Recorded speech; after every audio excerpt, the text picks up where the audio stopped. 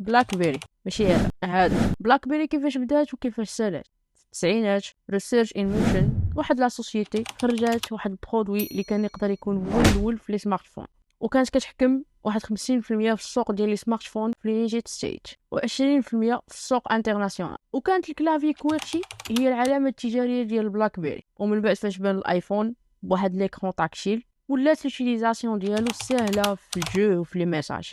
من بعد الاسهم ديال البلاك بيري هبطات الارض مقارنه مع الايفون. حاولت البلاك بيري باش ديفلوبي البرودوي ديالها وزاد ايكرون تاكتيل، يعني كان عندك لو شوا تقدر تخدم بليكرون تاكتيل كلافي تاكتيل ولا بالكلافي نورمال، ولكن هذيك الكلافي نورمال غير زادت في البوا ديالو ماشي في لا فالور ديال البرودوي. وكان هذا سبب ما بين الاسباب باش طاح البلاك بيري. والسبب الثاني هو الستور اللي كان عندهم كان ثقيل باش ديفلوبا. اون باراليل كانت سامسونج وابل خدامه على الستور ديالها. ما تنساوش تخلوا لي في لي كومونتير شي سوسيتي كنتو كتعرفوها شحال هادي ومن بعد غبرات.